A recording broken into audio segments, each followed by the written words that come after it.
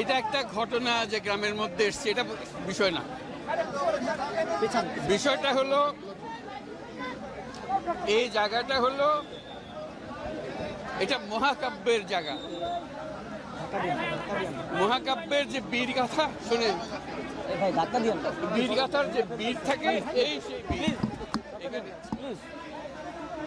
তাকে নিয়ে আপনি কবরটা ভেঙে ফেলতেছেন, আপনার নিউজ বেশি জরুরি না কবরটা এটা নিয়ে যুগে যুগে লেখালেখি হবে, স্মরণ করবে লোককে। এই যে এখানে মাটির তলে শুয়ে আছে, সেই সারা জাতির জন্য, ন্যায়ের জন্য, মুক্তির জন্য বুক খুলে দাঁড়িয়েছে। ছবি দেখলে বিশ্বাস করা যায় না যে একটা মানুষ, একটা ছেলে বন্দুকের সামনে হাত উঠাইয়া দাঁড়াইয়া আছে। মারেন, গুলি করছে, একটু টল টল করছে, আবার করছে, তারপর আরেক গুলি। এই সেই লোক। কাজে এটাকে ভোলার শুধু এখানে পীরগঞ্জের বিষয় না, এটা বাংলাদেশের বিষয় না, সারা দুনিয়ার বিষয়। যে কাজটা সে করেছে এটা নিয়ে যুগ যুগান্তরে কবিতা হবে, উপন্যাস হবে, নাটক হবে, মানুষ স্মরণ করবে তাকে।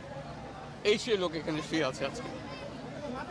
আমাদের কাজ হলো যে স্বপ্নের পেছনে দাঁড়িয়ে সে বুক পেতে দিয়েছিল সেই শব্দকে বাস্তবায়ন করা। এটা আমরা সারা জাতির একটা কর্তব্য। আমরা শুধু এখানে এসে কবর জিয়ারত করলাম, চলে গেলাম, তা না। এটা সারা জাতিকে আমরা বলতে চাই যে লক্ষ্য নিয়ে এ বুক পেতে দিয়েছিল, যার কারণে কোটি কোটি ছেলে মেয়ে সামনে দাঁড়িয়ে, বন্দুকের সামনে দাঁড়িয়ে গেছিল, ভয় পায় না।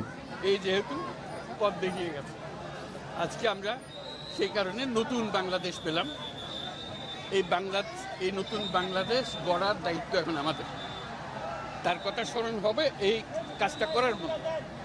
কাজে আমাদেরকে সেই কাজটা যেন আমরা করি।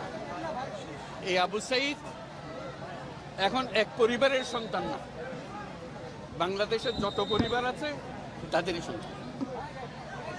এবং তারা অধিকার তাকায় থাকবে, যারা ছোট ছেলে মেয়ে বড় হবে, তারা স্কুলে পড়বে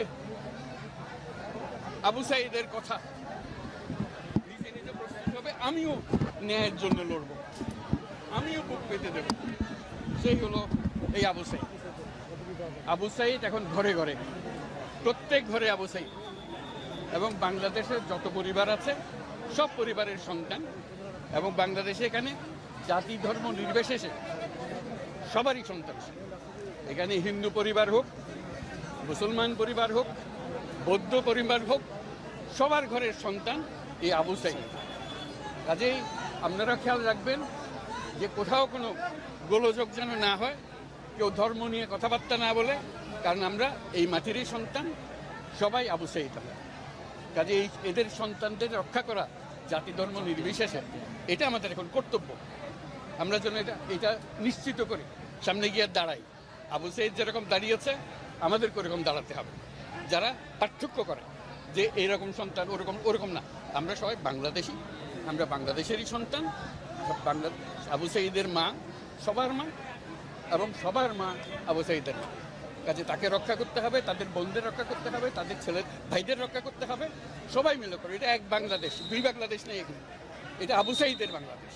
এই আবু সাঈদের বাংলাদেশে কোনো ভেদাভেদ নেই। কাজে আপনাদেরকে তো অনুরোধ, যে যেখানে আছেন ওই আবু সাঈদের বাবা বা যারা যারা আছে যেখানে আছে তাদেরকে রক্ষা করুন, কোনো রকম গোলযোগ হতে দেবেন না। আজকে যে আসলাম এখানে, এটা স্মরণ করেন, আমরা যাতে এটা বাস্তবায়ন করতে পারি। আপনাদেরকে সবাইকে সালাম দেওয়া।